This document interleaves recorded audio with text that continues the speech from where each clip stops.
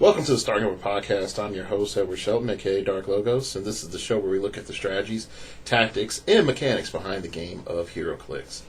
I'm sitting back, chilling on this Sunday, sort of bouncing between stuff and other stuff. This weekend's been it's a learning period for me as a coach, just dealing with some things on the team. I'm a bit happy we got we're second place on the win for the team rankings for this quarter. So whoop whoop, yeah, Phoenix Nest, yay! So there is that. Well, that was the last time I checked. We were second place. So thanks for all those people that drafted in. You have helped the team a lot. For all my team members that went around traveling to events this month. You helped out a lot as well. If you went to, a WKO this month and you're on the Phoenix Nest on win, thank you. A lot of people don't know, like, hey, you get 5 times points for WKOs. So that's part of the reason why we were able to jump up so far. So I'm happy about that. Today, I know it's a bit overdue. So what I'm going to do is I'm going to talk about Turtles and I'm going to talk about Deadpool. And if you're not concerned by me hearing the fact that I'm talking about 2 sets in one show, and this is an hour show, you should be very concerned. Mainly because I feel that the design quality of the game has really gone down a lot. And when I mean a lot, I mean like, wow, you just sold me a bunch of trash that's not viable, and you didn't think, why would I buy this if you released these other sets earlier that, make it so these figures have no place, or at least try to, fill a similar role or be something similar to, other things that were out.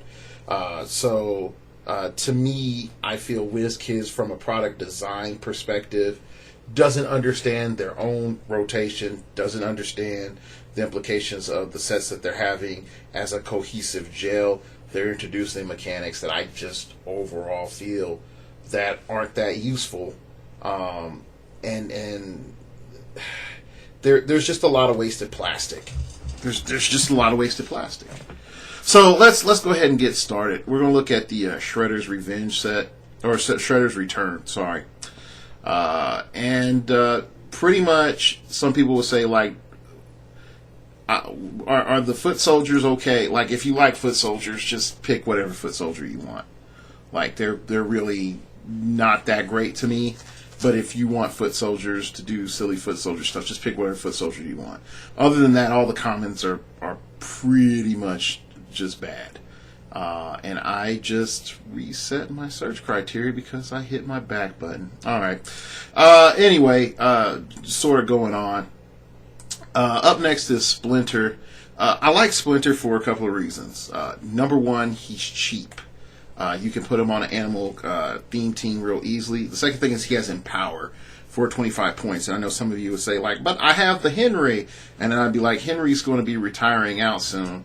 And for 10 more points, you get a 4-click dial that allows you to have, like, a combatant. And I like that. The other thing is that he has, on his special power, it allows him to have a unique modifier. When he hits an opposing character, modify the attack value of all other friendly characters by +1. So that means, like, even if he hits a Pog, he doesn't, or he doesn't have to deal damage, and that's the real key, is that he just has to hit. And for your turn, you now have a 10 attack. Now it goes to 11, 11 to a 12, 12 to a 13, so on and so forth. So for 25 points, him being in a power and potentially a +1 attack, if he hits, is really great. I know a lot of other characters that do stuff like that, like the Witch, require you to have a mystical keyword. Splinter doesn't, and I think that's an overlooked thing. All right, you keep on moving on. I like Nobody. Now, some of you might say, well, why would I pick Nobody when I can pick Quicksilver for 5 more points, or Clarion, or whatever? And it's just like, well, truth be told, the mech suit, given her hypersonic speed, is not bad. It's just, this is not a large movement, hypersonic speed, but it's still hypersonic speed. You're able to get super strength, so you're able to pick up a heavy. And then you have fighting the good fight. Nobody can use leadership, so that's an added element. And when nobody uses leadership and succeeds, she may also remove an action token for herself, which allows her to just sort of keep on trucking. And so she's able to take a token off of somebody else plus herself. So I like nobody. I think functionally she has a place in the meta in the future because she's inexpensive. She has hypersonic speed. She has range if she's stationary. So if you just want to, sit back in the cut and take a shot, you can. So there's a lot of advantages running her. Next up is anyway. I thought I forgot I didn't have Mona Lisa on my list. It's Shredder Clone. Shredder Clone. I like Shredder Clone because he's 75 points. He's a 12 attack blades, and he's an 18 defense. And then he has duel of Twisted Honor. At the beginning of the game, choose an opposing character that isn't the lowest point character on your force. Opposing characters that weren't chosen modify their attack values by -2 when attacking Shredder Clone unless the chosen character has been KO'd. So it's right there, just gives him a lot of added defense to get into melee, and he has energy shield deflection. So functionally, against certain targets, he pretty much is +2 defense from close combat and +3 from range. So that really adds to his overall survivability. Now, the only downside to this whole affair is that the Shredder Clone is very susceptible to outwit. Like outwit on blades, and Shredder Clone he's not really doing much. Like you're paying 75 points for a person that's just sort of sitting there. So the 2 base damage does limit Shredder Clone. That's why I personally feel overall like the Shredder Clone is good. I think that you just need to figure out how you're going to integrate Shredder Clone into your team.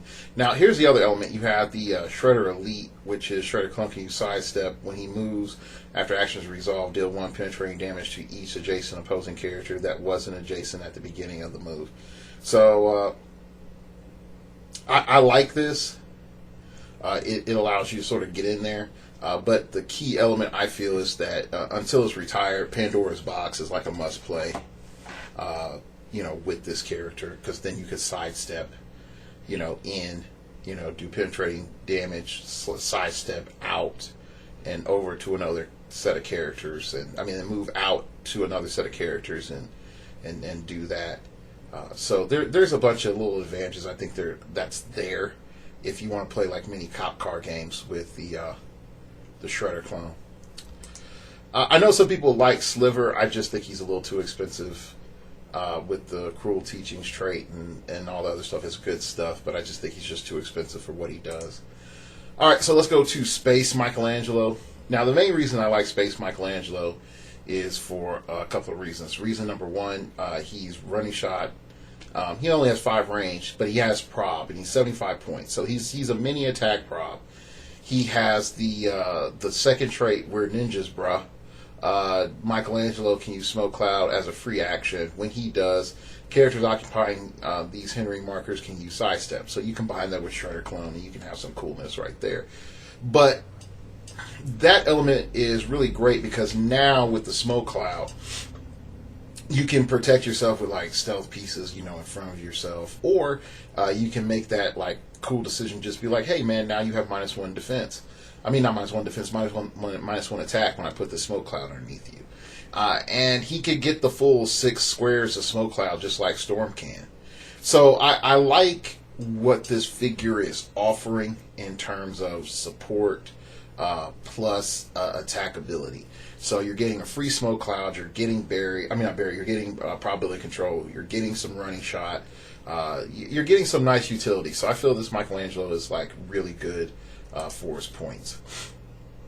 Next up is Leonardo. The main reason that I have Leonardo on the list is that he has racing for pieces of the black hole generator. When an opposing character would be equipped or begin the game equipped, you and that character controller each roll 2d6 that can't be rerolled. If your result is higher, remove the equipment from the game. So I like this. And now here's the thing. I don't know how this is. I need to see their rulings on the entities, just on how this works. But this figure right here creates some problems. Definitely going on to the future when you start equipping objects and stuff. So for people doing Rock Limited, Leonardo, homie, there you go. Now the other problem is you don't score anything off of this. These are just lost points, but it does allow you a significant advantage. All right, let's just keep going.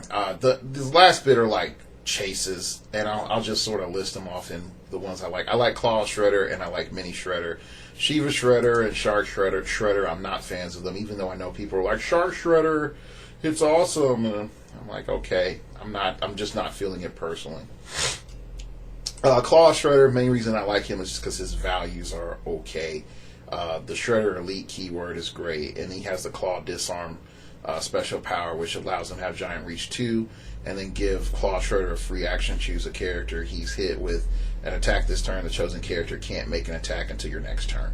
So you pretty much just lock down a character for a turn. So I just like that. Mini Shredder has Plasticity and Stealth, so you combine that with the Shredder Elite. Hey, I sidestep in and out, and I'm able to move away. It's really hard for you to pin him down. So he's 90 points. Unlike the clone Shredders being 75. So, I mean, you take it, the advantages and disadvantages as you will. Alright, so let's move on to Deadpool. And I know y'all are like, wow, that was fast. Turtles was fast. Like, yeah, it's just fast. There's not a lot there. Alright, so I'm using the Realms, preview thread. So if stuff I don't know if it's fully updated. I haven't checked. So yeah. Alright, so here's your problem. You don't like Deadpool. If I'm just going to say, hey, shifting focus Deadpools are collectively like a B+. Like they're collectively a B+. They're not, exceptional in and of themselves. Just as a whole, they're okay. Like, that's the best thing that I could tell you. As a whole, they are okay. There's nothing that's just like, yo, dog, let me go and play this because I'm able to get these tons of advantages. I'm like, if you get them and you know how to use them, like I said, B+. And you can prove to me otherwise using some sort of entity shenanigans or whatever else, and that's fine too. But right now, just say they're a B+.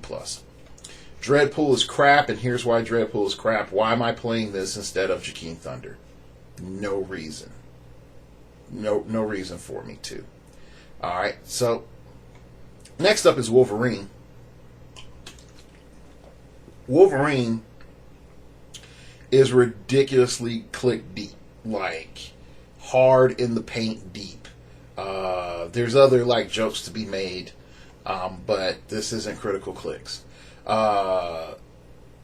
Anyway, so I mean, when you look at what he can do, it's very basic. It's just like drop him in front of somebody and maybe he will claw people to death. There's that, and then the other factor is just like, hey, if you could tie up your opponent with this piece, and of course they can waste 3 attacks trying to kill him.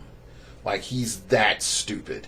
But my downside to Wolverine is that he really is not aggressive in and of himself. His movement is sort of craptastic, and he really needs TK or a taxi, which really means that he's dependent on Fast Force's Jean Grey or Archangel or any number of other X-Men flyers, if you want to do a theme team, to make him worth it. And so that's my problem. The X-Force, X-Men, and martial arts keyword are all viable, but when you really start to look at it, you're realizing this. You're probably not using X-Men or X-Force too often. You're going to be primarily using martial artists, and you're going to be trying to use an X-Force or X-Men ATA, as long as those are legal. because we know that those are retiring. And they may be retiring soon at this upcoming retirement. Who knows? All right, we're gonna keep on going down. Now, I'm gonna say like the Mercs for Money and I'm the Deadpool brand mercenary you hired. Those two things, no, like it's crap. Like I'm just going to be honest. It's the whole entire thing is a complete waste of plastic. Those you could have just been like, hey, these don't have any special powers. Here you go. Here's these traits, and then and here's your keywords. They have the exact same dials. They just wasted our money. That's all they did. So completely screw past all those guys. Mercenary's funny. I don't think that it's meta. Then you get the ninja, and the ninja looks like Psylocke. And yes, it's great because you have the hand keyword, but the moment the ATA retires, like this thing is going to be crap. Like that's what pisses me off, is that the hand ATA was very useful, and then you have when you take it away, the viability of a lot of the ninja pieces, the hand pieces, like just go to crap because they were built to be designed with the hand ATA, and and I know WizKids doesn't care. They don't care whatsoever. So, pick up a couple of these if you just like ninjas. I see that these are viable if you're looking for martial artist fillers. Hydra fillers, you have better Hydra fillers. I mean, same for the hand. I mean, in the long term of the game, you just do. All right, so keep going. Rogue Scientist isn't bad. It's just not great. It's just not great. So, yeah. Chipmunk Hunk, viable, very viable. I just think that you need to know how you're using it. I look at Chipmunk Hunk as someone whose main goal is to get his attack modified by 1, and he just goes out and he just blows up a bunch of pogs.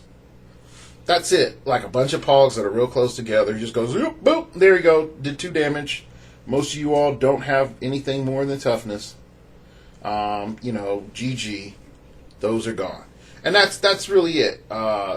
They don't offer, he doesn't offer much. I hate to say it like this, he's just there. Now your animal themed teams, they might love him. But really more than that, I don't see him being that good.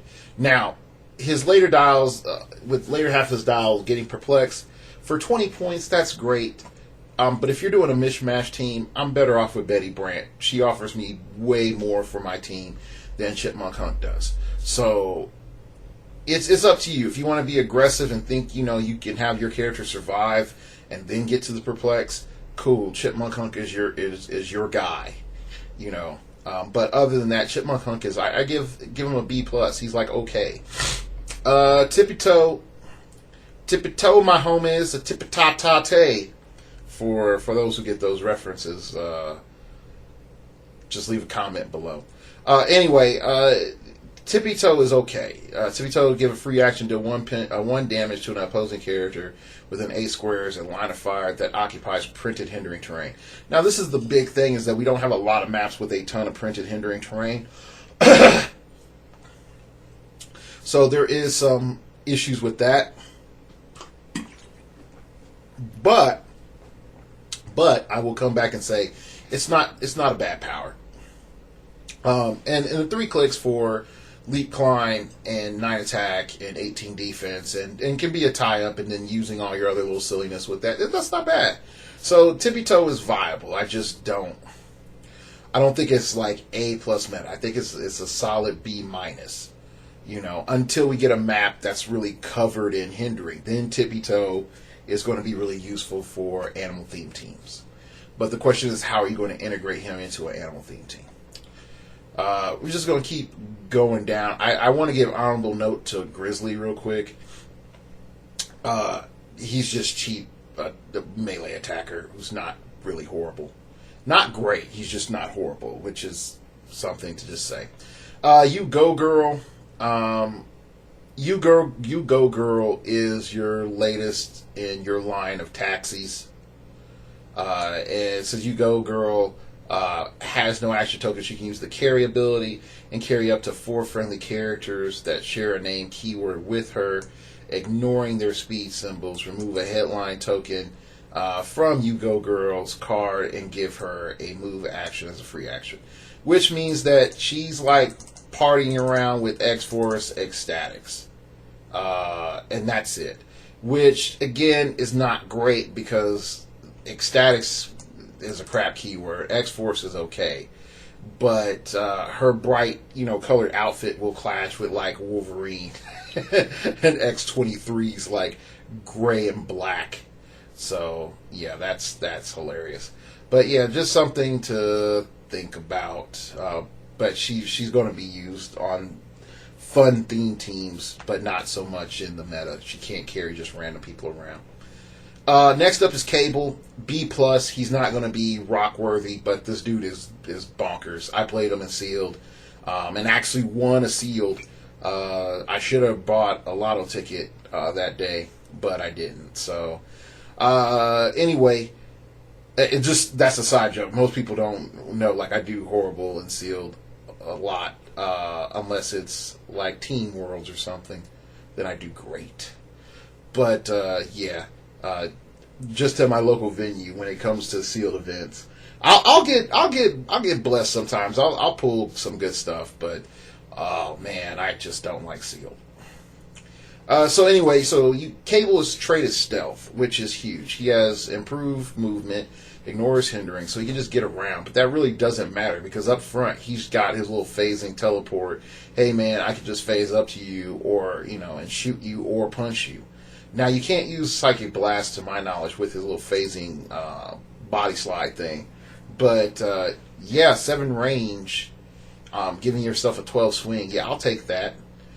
Probability control for his first 2 clicks. He also has a second special power that gives him invulnerability, and when Cable has less than 2 action tokens, he can use energy shield deflection, which is really good. He has Indom. I mean, I really can't complain. This is really probably the best Cable that we've ever had. Actually, I think this is the best Cable we've ever had. So B+ to him. Won't be played at a Rock or WizKids Open, but good stuff. Right here. He can phase through walls and then just bust a cap on a dude. So I think the only way that he would become meta is if we get a map with a ton of walls or blocking terrain like ranks, and he's just sort of bouncing all over, getting alpha strikes, getting cap damage and capped attack, or 13 attack, one-shotting people. That's the only way I see him coming into the meta and being like stupid good. Okay.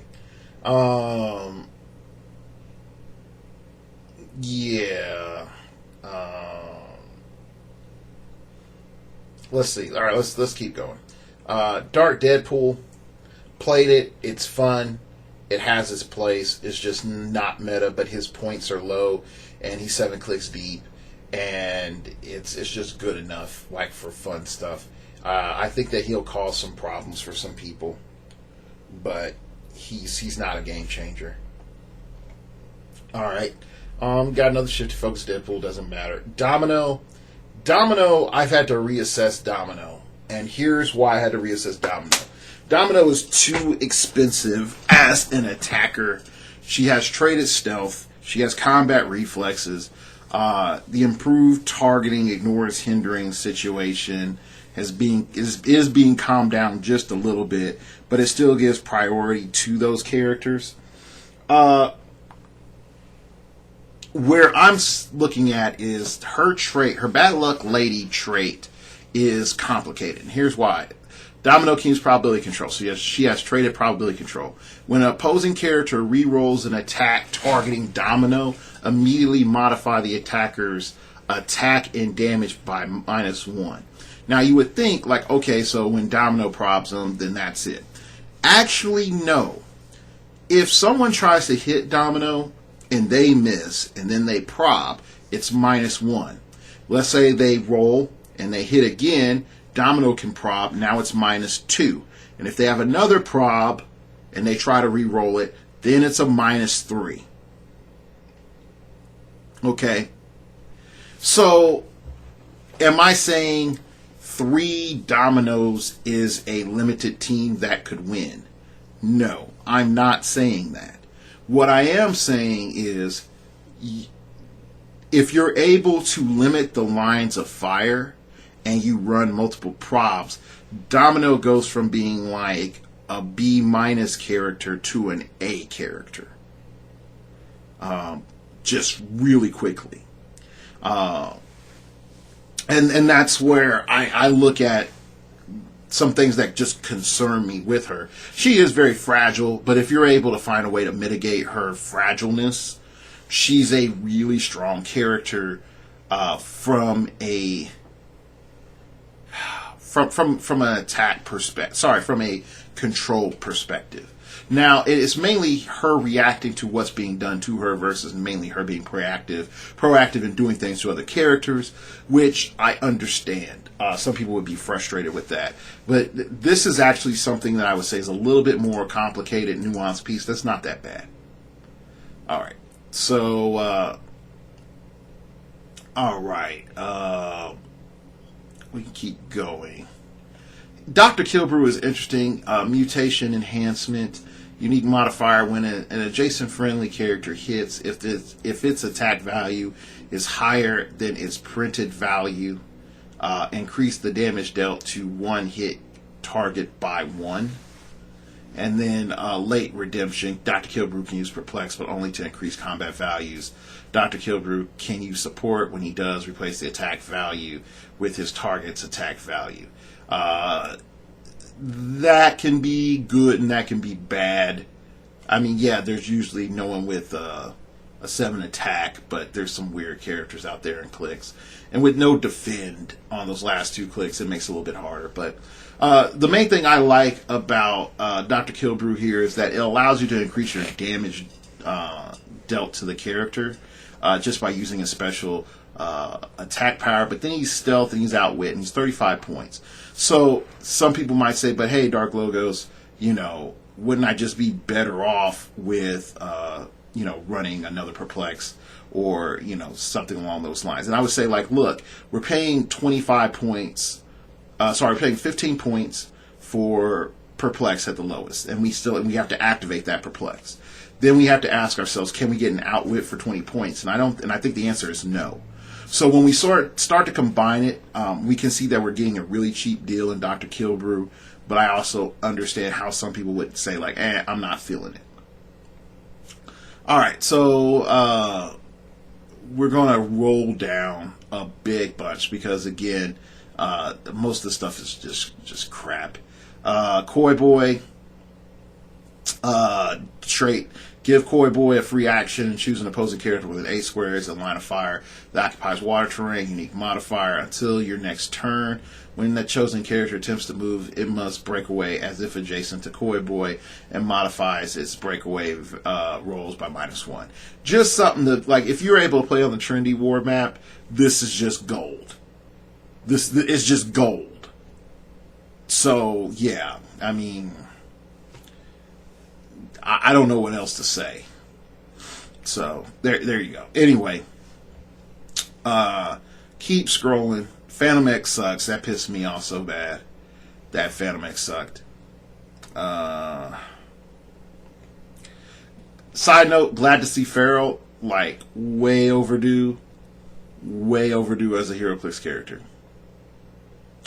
She's not great, really not playable, but way overdue. I think her and Thorn, Thorn is her sister, and they fought like a lot. So, that's interesting. Again, Thorn's not really playable at all. So yeah, that sucks. All right, keep going. What was it? Anarchist is okay, but Anarchist really isn't that good. Now, he came out too late for Black History Month, but I never really liked him as a character. I'll just be honest about that. I never really liked him as a character. Oh man, it's yeah. Anyway, we're just keep going. Howard the Duck. Howard the Duck. Oh gosh, I thought it was like at least 50 minutes in. I'm at 30. Oh gosh, this stuff sucks so bad. Howard the Duck. Now he's master of quack fu. He has sidestep. Howard the Duck also has foul mouth, and that's on click 2. He can use incapacitate. When he does, he may target all adjacent opposing characters, which gives him sort of like a mini Quake incapacitate, which is not bad. But starting off with a 9 attack is not that great.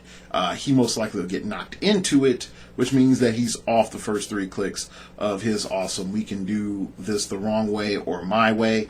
At the beginning of your turn, choose a standard power that an adjacent friendly character can use. Until your next turn, all characters within 6 squares in line of fire of Howard the Duck can't use the chosen power. Now the problem is that I didn't. The first time I read this, I was like, "Yeah, I shut you down, homie." But then I realized it says until your next turn, all characters. That includes your characters. So that went from being like, "Woo! Second coming of Orange Lantern," to being like, "Ooh, this could be bad." Now, note there's some key elements. First off is line of fire. The second thing is pretty much you're taking away a power functionally from your own teammate. So it would have to be a power that you would already use. So taking away a defensive power, unless you know you're pushing onto a different power, I don't even know how that would work. I mean, like, you would have to utilize it like immediately for that to be an advantage. So this was initially like S class so hard, to being like A minus. You have to be on your quack fu to actually utilize this properly. Okay, keep on rolling. I like Sakala. I don't think she's bad. Number 36, Sakala. Definitely, if you can get up to the end of her dial, she's not bad. Now, here's my issue with Sakala. All right, first off, she's okay. She has a crap range.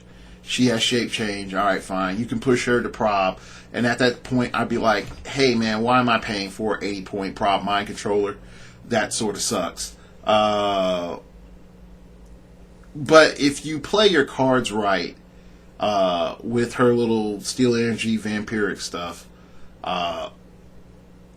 the cool part to me is that you could potentially bring in Sakala, her other form, her super rare form, in on her last click or on her first click, her first vampiric click. Sorry, the click number 1. I like that. Now, here's my only sort of like catch-22 is why would I bring in the demon, the full-on demon Sakala, if I'm really thinking about it, and we'll get to that later, because when you fully heal up, my viewpoint is it's like, man, you are pretty killer if you're on your first click with her, and I do mean killer. Like your first click as a vampire is way better than your first click as the super rare. Okay, now your last click as Sakala, like normally the vampire, not as the demon or whatever, is way worse than your last click as Sakala, the demon. So you need to have both. And my problem comes in is, let's just say you're like the Deadpool fan, or you found a way of using Deadpool, and you start playing all those shifting focus Deadpools.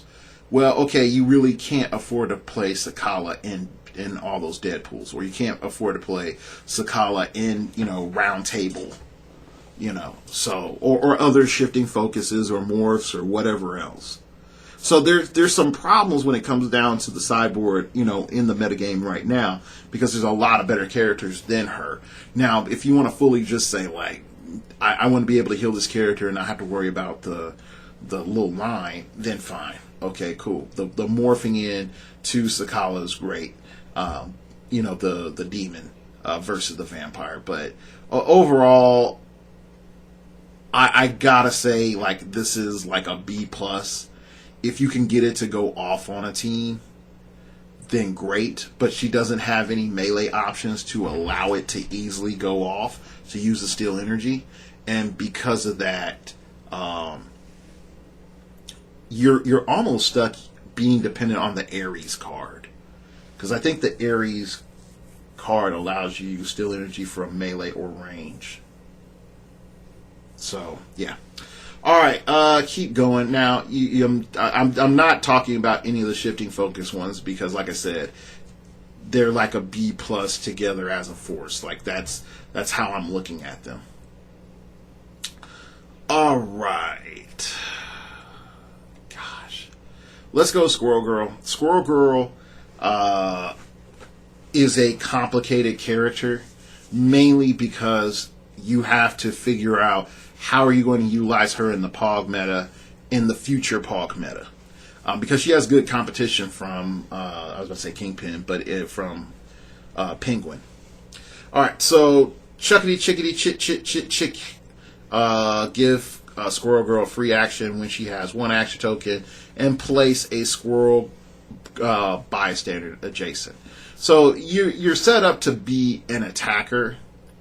And so she can move out, make an attack, or do something and place a squirrel token. Then your next turn, you can just be like, hey, I'm going to place another squirrel token, and then clear at the end of the turn. So she's a little bit stalled-ish in generating her tokens, but she can generate two tokens per... She can generate a token per turn as long as she balances out her tempo, and she doesn't push. Squirrel Armor. Once per game, give Squirrel Girl a power action if there are 3 adjacent Squirrel bystander tokens. Remove them from the game. When you do, modify Squirrel Girl's combat values by +1 for the rest of the game. So pretty much you could just say, like, on turn 3, you can pretty much say, like, well, what am I going to be doing? Alright, cool. I got all these squirrels by me. Boom, boom. I'm going to eat them. Now I'm +1 stats. I'm a 9 movement, 12 attack, 18 defense, 4 damage. Now that makes her really, really strong. Okay? My main problem is that what are you going to do after that? Like, are you going to go out and fight Squirrel Girl? 12-4, that's 12 attack, 4 damage is pretty good, but I mean, aren't you just going to get waxed by Jakeem? And I mean, and that's I hate to say, like, you just got waxed by Jakeem, but that's competitive now. It just is. Hell, Shuma Gorath came back and couldn't beat Jakeem. Okay? And Shuma Gorath used to be one of the gods of the meta. Alright? So, there's that. So we just keep going. Fighting Squirrel Man. Give Squirrel Girl free action if there's 6 Squirrel bystander tokens on the map. Replace them with a Squirrel Man bystander in one of these squares. So, truth be told, she sacrifices 6 squirrels to summon Squirrel Man that has charge, super strength, invulnerability, and then special power, impervious, and a special power that says, hey, the Squirrel Man's actions do not count against your action total. Okay? Now that's not bad. That's not bad. But here's like the math problem. That's 9 turns to get both off.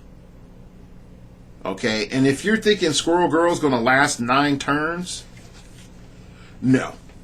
Unless you have, like, Alan Scott sitting in the back with perma barrier, just like, bloop, bloop, bloop, bloop. Like, no, we got this chick locked down.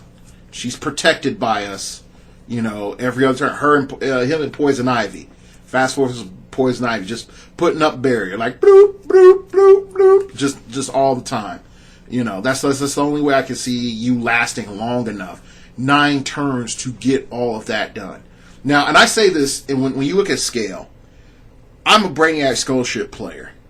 In 9 turns, I'm a god. I'm a straight god with Brainiac Skullship.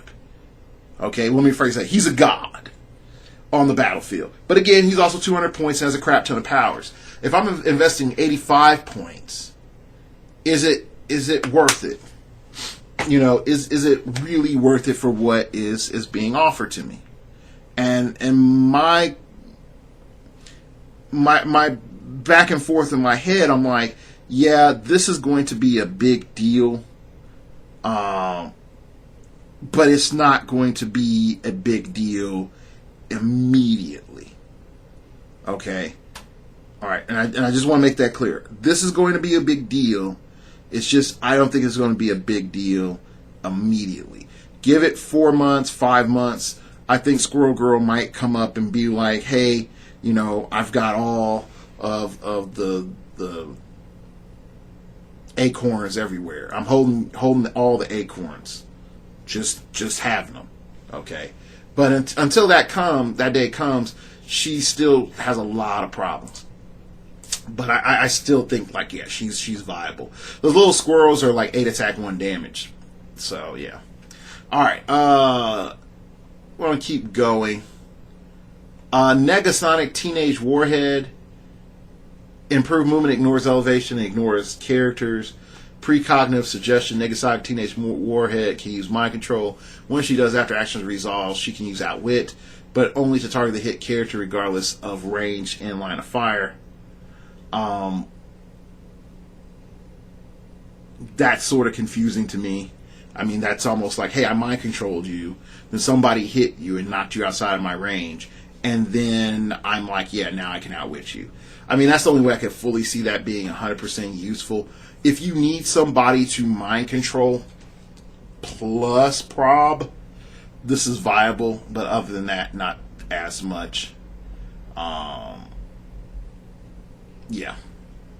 So, Boom Boom, just like her for who she is. I'm just saying. Plus, she can increase her attack and damage value by +1 when she has no action tokens and she makes ranged combat attack. So, yeah. Alright. So, keep going. I'm sort of laughing that Shatterstar got moved into the rares, I think. Yeah, I think that's sort of hilarious because everybody's like, it's the Ultra Chase, it's the second Ultra Chase, Shatterstar. And I'm like, man, looking at that dial, I didn't think that was an Ultra Chase. But okay, keep on going on. Dupe is interesting, mainly because I see more people playing Dupe at 35 points than at 35 points instead of 90 points. 35 points gives you a sidestep, tiny proper with invincible and regen. And I think that that's sort of interesting. And then you can, if it hits anything, which I don't know why it would, the hitline options for Dupe are stupid strong. So if you even pull off any of that stuff once, it's worth it. So that's how I look at it. So yeah, so Dupe right there, meta. Question is how she's going to fall into the meta.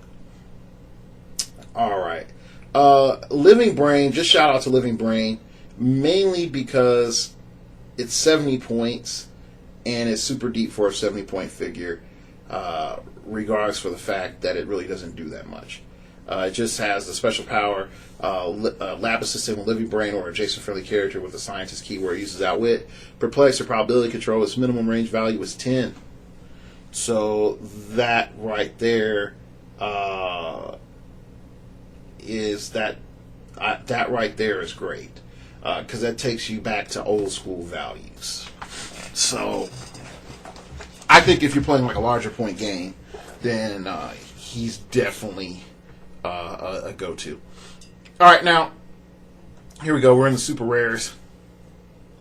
Fairness bam, just get it. 60 points, and it's the Furnace Twins. They're not a duo, number one this time. Number two is that their special power is great. She is the power, I am the focus. When Furnace makes a ranged attack, modify their attack and damage values by +2, and choose one. Damage dealt is penetrating or the attack causes knockback. Yeah, I'll take that. I'll take that. And they're not unique. And yeah, they're not unique. So you can play two of them, have them each have an 11 attack, stand next to each other, and they can each do 5 damage. For penetrating 5 damage if you wanted it to be. Like, yeah, 7 range. Yeah, get that. Like, jump on it. You know, I love it. Next up is Hell Cow. Now, some of you would be like, Hell Cow, really? Dark logos, Hell Cow? And I'm like, yeah, Hell Cow. And here's why. Hell Cow's trait, Hell Cow begins the game on click 6. Hell Cow can use still energy and stealth. So you have trait of stealth. When she uses still energy, she may heal past her starting line. Okay, cool. Now, she has a special power which says stop. Misform stop. So she just has a stop click. Alright, so she has 2 stop clicks, which means for your opponent to kill Hell Cow, they at least have to attack Hell Cow twice. At 50 points, that's a lot of survivability. If you're able to get Hell Cow to click 3, let alone click 4, it's going to be a problem, because if you get her to click 4, they'll hit her, it'll go to the stop click, and then they have to decide, do they want to hit Hell Cow again? And they most likely won't want to hit Hell Cow again. And so then just like, alright, cool, now I'm going to just gradually start hitting you. And healing back up, and healing back up, and healing back up. Like, there's so many things with her that makes me just sit back and think like, man, this is abusive. Not only that, you got support. It's not the best support, but it is support. Alright. I'm going to keep going. Now, this next one, this is where the game changes. Like, literally, heroclix changes with this figure. Mistress Death. Power Cosmic, 10 range, 100 points. Now, this is the problem. It's 100 points. This is way too low for what it does. Anyway, it says the realm of death expands. When another standard character is KO'd, doesn't matter if it's friendly or opposing, but it doesn't work on Pogs. Remove an action token from Mistress Death. Okay? You can't kill Death or marry her. I tried. When Mistress Death would be KO'd and there is another friendly on the map, you may instead place her in the starting area on click 3, so she's on Side Blast, with 2 action tokens, and the opponent scores her. This can't be ignored. Okay, right here is the beginning of the problem.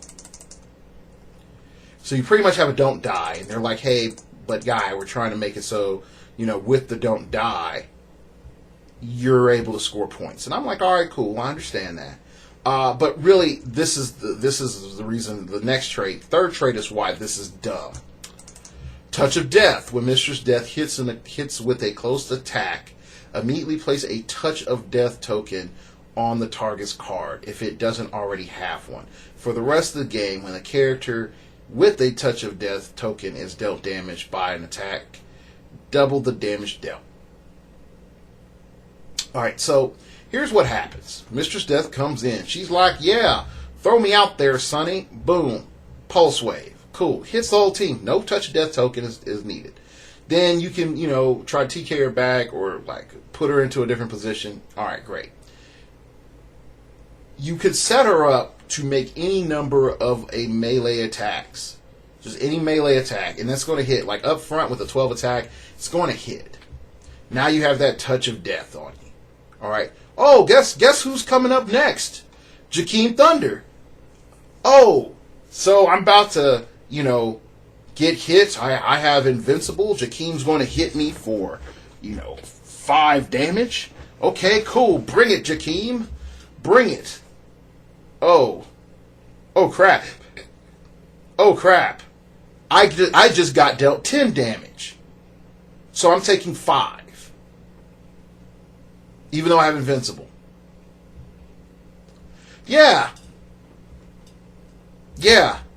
It's stupid. It is grade A stupid. Now you might say, well, Dark Logos, I'm just going to farm Mistress Death and kill her and kill her and kill her. And I'm like, fine. That is completely fine. Okay? But here's the thing that I see like immediately happening. Number one, she's going to get an entity. Like straight up. Because the character isn't KO'd, you're not going to score the entity. And the entity stays attached. Also, you could, if you wanted to, put Proteus on her. And just watch the hilarity with that. So, this character, I see the shenanigans coming in. Because all of a sudden, Mistress Death, one melee attack makes the weak really strong and the strong mighty. Like stupid level mighty. One thing that I would say from this point on, for every 1,000-point game that you'll play or higher, Mistress Death is a mandatory play because all she needs to do is hit like Galactus once. It just says, let's see, hits with the close attack. Doesn't require you to do damage. You just have to hit. And then you have like your Galactus or your Spectre or heck, even your Jakeem Thunder with the freaking Ultra Heavy. Come roll up and it's like, hey Galactus, I've come to hit you for 14 damage because I found a way to negate your defense. Boom. GG! GG, Galactus! Heck, I mean, even with my Galactus, I don't roll out, with the damage unless I can do 10. So I'll sacrifice 100 points. I'll sacrifice 100 points to have my Mistress Death hit your Galactus or big person so that my Galactus can one-shot it. I'll do that. Yeah. So yeah, this is a problem. This is an overall problem from a game design perspective, and this is stupid. And this should not exist. Your don't die teams, yeah. Guess what? Now the Joker can hit you for 2 damage. And oh wait, we put an entity, we put Proteus on Joker, so now he does 2 damage. Oh wait, he got hit by Mistress Death melee attack. Oh now the Joker can do 4 damage to you. Yeah. Just have fun with that don't die BS. Yeah. Alright, so next up is Shakal, the demon chick. This is the demon version. Like I said before, when you link it over to the other version, you start to see like you're paying 160 points just for a bunch of damage reduction. That's really it. And I don't really feel that it's that great. Anyway, she has a trait that says, who dares attack Shakala, Queen of the Underworld? When Shakala is hit after actions resolve, choose one. Deal the attacker 1 penetrating damage, or deal the attacker 2 damage. So, I like that. You're guaranteed to get some damage through and hurt people. But then you have pure immutable form when. Here's the other point. I just overlooked it for a moment. It says when she is hit, so you can roll impervious, and then have that trait roll off.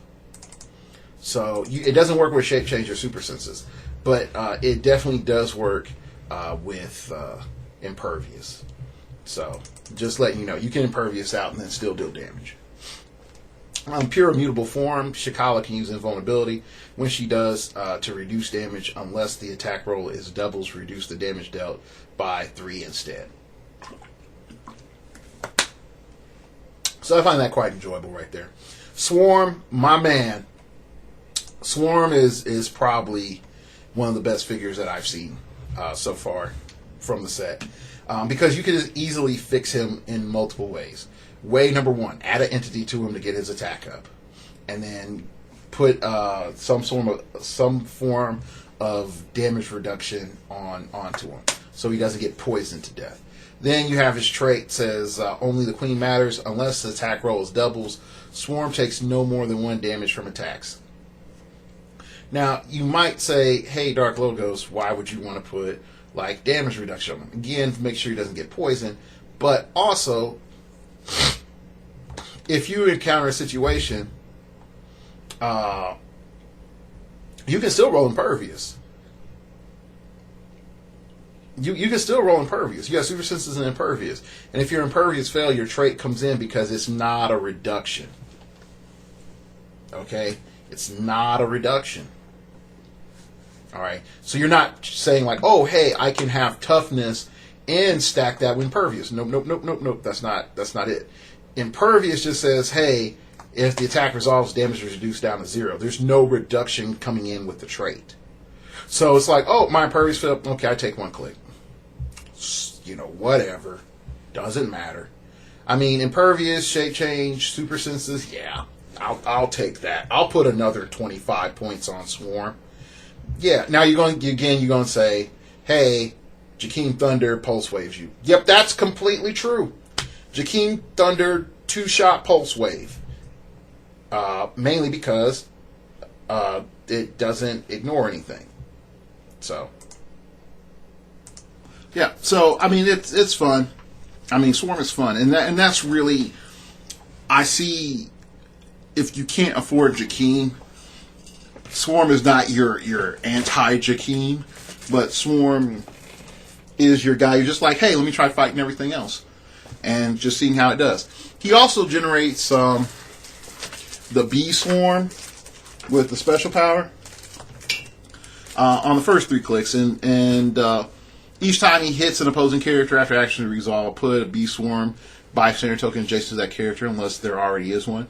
Now, here's why this is good. Now, you can play like the Shang-Chi ID card so you can get Precision Strike, just to guarantee that it hits. But again, he just has to hit. He doesn't have to deal damage.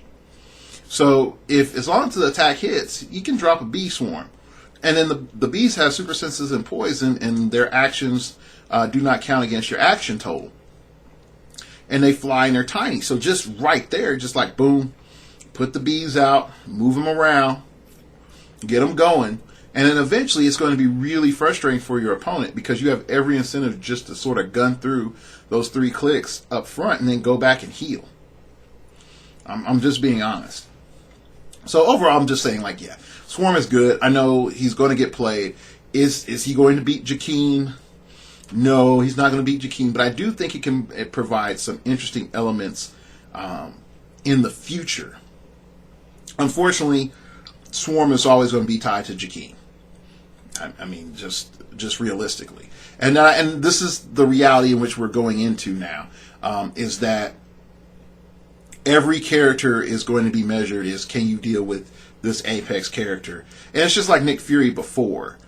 For the longest time, there was nothing that can really deal with Nick Fury. And then you start getting some characters that sort of deal with Nick Fury, but really couldn't fight stuff other than Nick Fury. So, anyway, let's keep going. I like Ajax, but Ajax is not good. Colossus is nice at his 80-point value. That's pretty much the only reason that you would play him, is his 80-point value. His 150-point value is not worth it. Cannonball. Yes. This is good. Okay. Blast off, beatdown. Cannonball can use charge, force blast, and improve movement. Ignores and destroys blocking terrain. Ignores characters. He already flies, so he ignores hindering terrain and elevation. So he pretty much ignores everything.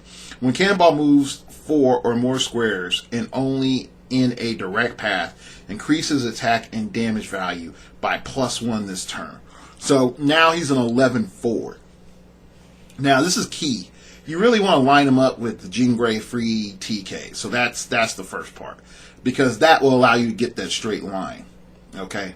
Then you have Blast Shield. Cannonball can use energy shield deflection and toughness. When Cannonball moves 4 or more squares, only in a direct path, he can use invulnerability instead of toughness until his next turn. So he can get tougher if he moves in that straight line. Okay. Then he has a stop click. It says once per game, stop. Cannonball can use regeneration normally or as a double power action. If he uses it as a double power action, do not subtract 2 from the result. So then you roll a 6, and then bam, you're right back at the beginning. Bam, it's awesome. Bam, your opponent had to spend. They're probably going to have to dump like a total of 10 to 12 clicks of damage into Sam Guthrie to kill him. Oh yeah, I'm down for that.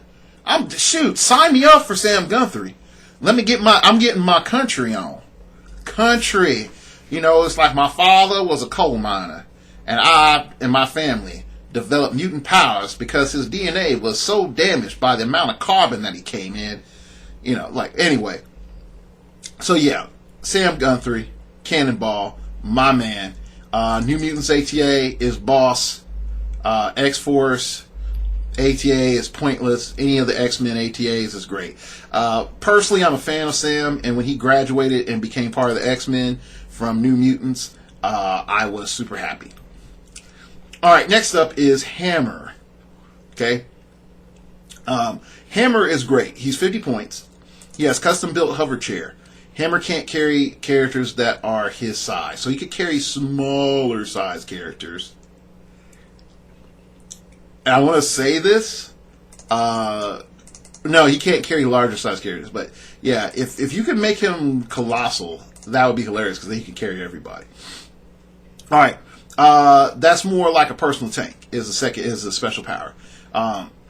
When Hammer makes a ranged attack targeting a single opposing character, he may also target all opposing characters adjacent to the target.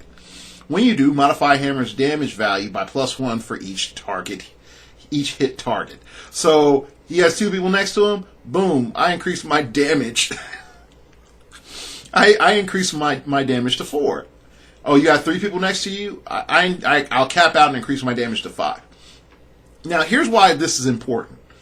I can choose to just dump all that damage onto one character. I'm just be like, yeah, that guy, he takes all that damage. Okay. Also, Hammer can use ranged combat expert. So then he just says, I'm going to put, you have 3 people next to you. I'm going to put all my ranged combat expert on my attack. I'm going to chill here, and then I'm going to shoot you. Now, 6 range is not impressive, but it is the new norm for the standard. So, it is what it is. Not only that, you have shield. So if you have any wild cards or whatever, you can get some, additional range out of them using the shield team ability. Okay, but overall, he is good. You have an attacker at 50 points using enhancement, also has the ability to do crazy additional damage. I give this a gold star. A plus meta, not quite S class yet. Solid defense numbers. Short-lived, one shot by Jakeem Thunder. I already know it's coming. Jakeem murders everybody. I really... This is why it's frustrating, and why I'm able to compress a whole 2 sets into one show. Okay, anyway, next up is WizKid. He's a prime. He's 3 clicks. It just says WizKid can't use the carry ability because he's in the hover chair too. Technoform, your weapons. Adjacent friendly characters modify their attack and range damage values by +1. Yeah, that's just everybody. So he is the ultimate support piece. And he's a prime, and the best thing I can tell you is, if you have this huge support or you're running this streamline of multiple figures and whatnot, just play WizKid. If you're like, I'm going to play, Super Duper Man, he's 235 points. Yeah, just go ahead and play WizKid. Up Super Duper Man's attack to a 15, and his damage to an 8. Yeah. Alright, next up is the Deadpool Merc with the Mouth title character crap. The main reason that I'm even looking at this is because I know everybody said he's a planeswalker, whatever the hell that means. I never played Magic. But these story arc mission things, the title character crap is dumb. Okay, so if he has Having Fingers is for weaklings, heal Deadpool, Merc with the Mouse up to 1 click. Then he has the white open book, ultimate distraction. Opposing characters' combat values cannot be increased until the next turn. That right there is dumb. And these are global. These freaking global. -6, white open bullet, slow-mo bullet time. Merc with a mouth makes a ranged combat attack with improved targeting or hindering. I think you can shoot out of adjacency, ignores characters, and targets each opposing character within range and line of fire. Yeah, I didn't stutter on that. It's each opposing character within range and line of fire. Each hit character is dealt 2 penetrating damage instead of normal damage. Deadpool Merc with the mouth can use probability control for this attack. So he can prop himself for this attack, and I think, yeah, it's all penetrating damage. So he's just like, yeah, I just killed all your ants. Pow, pow, pow, pow, pow. You know, so it's just the fact that this is stupid, and they didn't try to add the fact of a new rarity of like, hey, he's a title character, quote unquote. So you only can have one title character per force, and you just might as well just said, hey, this is like the version, like we had uniques, then we had primes, now we have title characters. So realistically, like, why couldn't you just hold out and stop making crappy primes and just make it just make it a prime? Like, why did you have to do this title character stuff? It's just a mechanic, I feel, that's going to get done away with because it's the potential of it is so OP. And Deadpool's the first one to get it. But if you have any other characters in the future, and the main reason I say like the whole title character is concerning to me is like if you go into DC's Multiplicity, and I'm going off of Rob Explains it's not it's not Comic Storian, Comics Explained. But he goes and he breaks down Multiplicity from the DC universe, and you have all like the Supermans and these superheroes together, and he explains to them like, look, you have these comics and these other universes, and they're actually the real life history of other characters in a different universe. So you have the Southern Krypton, President Superman that's black, not Obama. He read the comics of Earth 2 Superman, and there's another guy that is he's a speedster guy, and he read the Captain Carrot comics. Okay, I can easily see the title character stuff being used on characters from that story arc because of how the comic books work as the story. And then you're going to tell me like, hey man, you can't use anybody from this Multiplicity book together on a team because of this stupid effect. So anyway, that's my rant, so I'm going to keep going. MODOK Deadpool, these are the chases, sorry. MODOK Deadpool, good for you if you get them. Not really a fan, not that good. Champion Pool, no move and attack, good for you if you get them. Alright, great. Now, again, the MODOK Pool gives you enhancement. The Champion Pool gives you combat reflexes from the comic panel. Golden Age Deadpool, not bad. He can use Defend. Golden Age Deadpool can use the carry ability, but only carry up to 2 friendly characters with a lower point value. So that's great. So he could get your support into position as like a mini bus. He doesn't have improved movement, ignores anything, so you got to be mindful of that. Do you see the comic panels telling me what to do? And again, he can, switch the comic panels. So this guy's good, and he gets Smoke Cloud as his comic panel. Hulk Pool, from Hulked Out Heroes, I don't know why he has Prob up front, but he sucks. His comic panel is Quake, that sucks. Pirate Deadpool, Bob, you'll be my pirate. Other friendly characters have the pirate keyword at the beginning of the game adjacent. Place adjacent a Parrot Bob bystander. This is dumb. This right here is probably worth it because, like, I automatically have a theme team. I just do.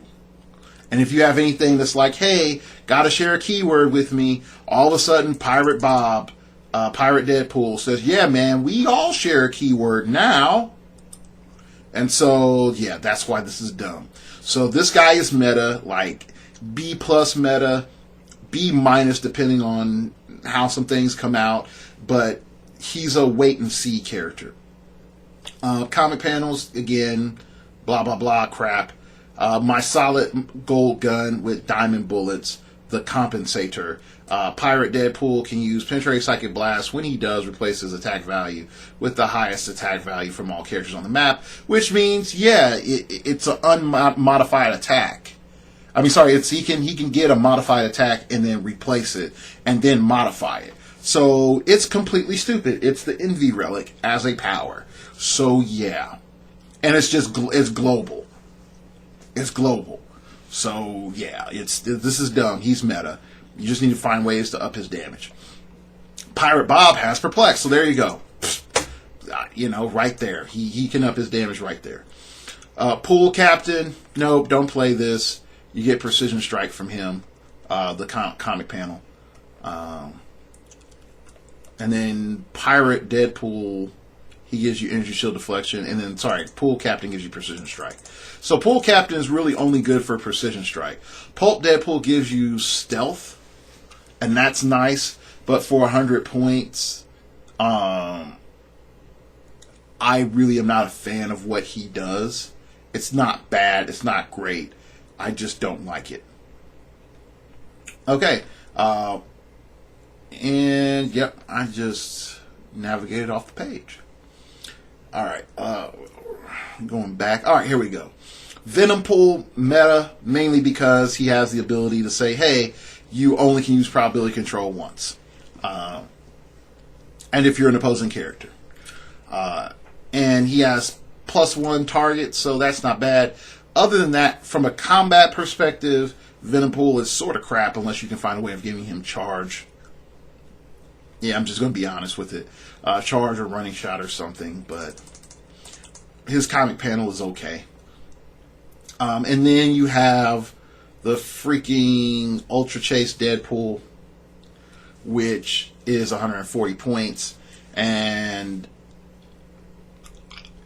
the whole fact with the rainbow thing that he can attack you, and it's just like, yeah, you can't attack me back unless you roll a 5 or a 6, you remove the crappy thing from me. I think that is a bit too strong. And, I mean, with the pack before, you had to at least say, all right, I can't attack you, you can't attack me. But with this, he's just like, yeah, I'll attack you. You can't attack me.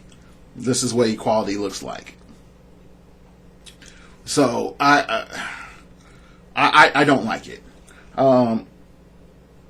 The special power he has is like, you have never seen anything so awesome. Deadpool can use Impervious once per game. When Deadpool would take damage, you may choose that he takes no damage. Oh, you're about to get Psychic Blasted for 8 damage? You're just like, nah, man. I take no damage. Boom. Which, when you think about it, Ultra Chases, the last Ultra Chase was not meta designed, so that it didn't so it wasn't mandatory for the meta. This is about close. This is a meta-worthy piece. You can play him. You can play Jakeem Thunder. That's 280. You roll in, 20 points for your Pandora's box. I'm not going to say GG, homie, but yeah, that's going to be a really tough game. Not impossible, but it's going to be tough. Because you have 2 characters that both can do 4 damage, one with the 12 base attack. Jakeem can go full-on support mode if you want to. Once Deadpool lands that lockdown effect, he can just go off and start, kicking butt on everything else. So there are problems that I see with all of this. Overall, I give this set like a C-. It's not the best set in the world. And there's a lot of stuff that you just look back and you just like, if I knew that you were going to have Bizarre Green Arrow, if I knew you were going to have Jakeem Thunder, and you knew that all these things were going to be in your meta block, why aren't you introducing, in a set that primarily has a guy with a katana, a lot of melee elements that allows us to counter the Bizarre Green Arrow meta? That just makes sense. That just makes sense. You also look at the problem from a design perspective when you start putting the dials on the back of the cards. It leaves you very little space to actually put all the information that you need, that WizKids has been used to. So what do? They hyperinflate the set with the A and Bs. where easily that plastic could have been used to make a completely different character, or, you know, just shrink the set down so it's not full of crap. Yeah, it's just not full of as much crap. So overall, I'm not a fan of the set. Like, you're spending majority of your money in the super rares, and really some of the chases are okay. The comic panels are okay. I don't know the comic panel for Pirate Deadpool, and yeah, just Pirate Deadpool. But I mean, other than that, I know the Fast Forces. We're getting like trickling information on that, and it's just like, meh. I'm not feeling it, and I don't want to be like that guy, like WizKids. You suck all the time, you know. But this set, from a player's perspective, is welfare. It's like, it's us giving WizKids money for doing nothing of value. Oh, you exist? We should give you our money because you have a license to a game that we like and to characters that we like. So we are obligated to give you money for no inherent reason other than the fact that you have this license. So I'm not going to buy that much of this set. A majority of the stuff that I'm going to buy, outside of the pre-release stuff that I have, I'm probably going to wait on some of it because it's not mandatory. Like, literally, there's nothing in this set that's like mandatory. You have to play right now. A lot of people are going to get hype on Squirrel Girl. That's fine. A lot of people are going to get hype on, you know, this Ultra Chase Deadpool and the shifting panels Deadpool. That's fine. I fully get behind that. You know, there might be some people that's going to get a little bit hyped behind Howard the Duck. You know, that's cool. That's fine. I understand that. But overall, when I start looking at the entire, like, the entire thing of the set, like, the few most underrated figures that I think people are going to overlook up front are the ones that can actually change things. Furnace. If Bizarro Green Arrow did not exist, Furnace would be a game changer. 60 points for what it does for damage output, and it's a support piece, and it has running shot. Like, yeah, that's a game changer. You know, Mistress Death is a game changer. You know? Definitely in the meta, it's like, oh, you got Bizarro Green Arrow? Okay, I sashay up Mistress Death to you. She hits you, and then I just follow up with another melee attack. Oh, I charge Flurry for 3 damage, doing 6 damage. Oh, no, man, now I charge Flurry, and I do a total of 12 damage because of Mistress Death. Can you survive that? Can you survive my Nightwing ID call-in? You know, so those two figures, like, they change things. All right, but a lot of people aren't going to think about those figures. A lot of people are going to just be like, man, can I get my Ultra Chase? Man, you know, can I get all these little shifty focus Deadpools? And they're all distractions. I mean, even WizKid, I think WizKid is ridiculously strong. But here's the problem. How many people are going to think, let me make a melee-based team where I can set up WizKid and then charge in with a character with Empower first, and then set it up that I'm adjacent to WizKid so that I'm getting +1 attack when I go in for this attack. And then if I combine that with, like, Splinter or something, now I'm a +2 attack. So really, it's like, hey, first start my attack with Splinter. Splinter hits. Okay, I'm +1 attack. Then I follow up with the second attack with a melee person. They're next to WizKid and next to Splinter. Now I have an Empowered. Now I'm +2 attack. So my 10 attack is now a 12 attack. So now I'm hitting for 3 or 4 damage. Bam. Then I got the second person coming in, the third person coming in, and it's just like, oh wow, they have a 9 attack. Well, functionally they're 11 attack now, and it's going to be like 11 on a 16. Boom. That character's dead. But the nuance that would work in this game is ridiculously hard.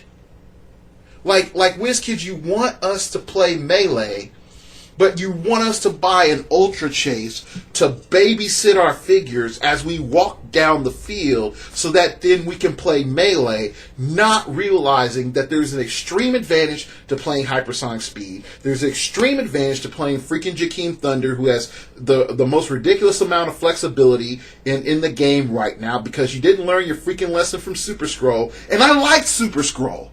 I really like Super Scroll. I'm really happy for Jakeem Thunder, but I'm not dumb enough to say, and not that biased enough to say, that he breaks the game right now. He breaks the freaking game. And I wanted a strong black character in the game so bad, but I don't want a strong black character in the game for the sake of the rest of the game being completely crap. And I'm pissed. I'm literally pissed. Because WizKids tells me in Uncanny X-Men and Joker's Wild, hey, we're going to dial down the click numbers. But then gives us, freaking Civil War, where the dials are a little bit more expanded, the prices add a little bit more up, and they're able to one-shot the characters from Uncanny X-Men and from Joker's Wild. And then you come back and it's like, oh, here's this Deadpool set. Now we're just going to introduce a bunch of characters with 3 damage. That's like 7 clicks deep. Like Wolverine. Wolverine is dumb. Wolverine shouldn't exist at 70 points. But he does. But he does. So I'm getting worked up and I'm getting pissed off. So this set, like I said, it's a really poorly designed set. They wasted a bunch of plastic. A majority of the things that you're going to be looking at as a player are going to be in that super rare slot. There's some cool stuff in those commons, uncommons, and rares. But realistically, I do not see a lot of quote-unquote change after this set. Mistress Death might be one of the biggest factors. But other than her, I don't see anything majorly changing. Venompool is interesting, and his effect would probably continue even after he's killed, because it's just a flat statement. But we have to get a ruling on that. You can start to see, like, you swarm through and you look at all these heroes for hire, Merc, Deadpool core, Mercs for hire crap. Most of these guys are crap. They suck. They suck so bad. You could have more characters like Rogue Scientist. You could have more, like, okay, let me go back. Rogue Scientist, Ninja, Mercenary. Those are 3 slots that you could have had characters. And even if you want to say, hey, these are generics, cool. You could have gotten rid of half of these other BS guys that are on here if you have the same dial in the different freaking trait. Anyway, if you like the show, you can, and you want to know when a new show's out, you can follow me on Twitter at StartOverPod. It came from outer space and told me, man, nothing is as monotonous as the people from Zorlon 8. They got a hold of that cloning technology, and everybody's just a copy of their grandfather and grandmother. Zorlon 8, sponsoring the Starting Over podcast in the Deadpool set. You can find out when a new show's out and all the other good jazz by following me on the Twitters. It doesn't spam your inbox, so, if you want to hit that subscribe button, hit that little bell if you want to get your inbox spammed, feel free, because that's the new thing that just about as bad as WizKids as Google and YouTube is up to nowadays. So, yeah, just put the button and hit subscribe if you haven't subscribed already.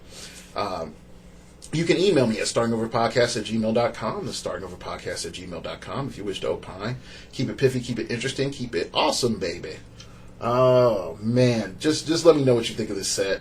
If you want to let me know, just drop me a line because I think it's crap, and you already hear me. And if you have any comments on Turtles, feel free to drop some comments on Turtles. And if you want to buy a shirt, you can buy a Starting Over Podcast shirt in the link below my TeePublic site. You can get the shirt there. And if you want to donate to the show, you can go to startingoverpodcast.blogspot.com. And there's a donate button. All right. Thank you very much for listening. I'm just pissed, and I don't think WizKids understands what the hell they're doing right now. And I think there's probably like 3 designers.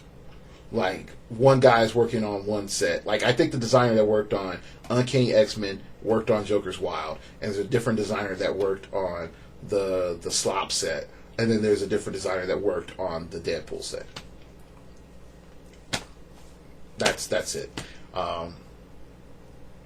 Anyway, before I get like bleeding ulcer worse than what I have and raging vein popping through my head, thank you for listening, and remember, we all have to start over sometime.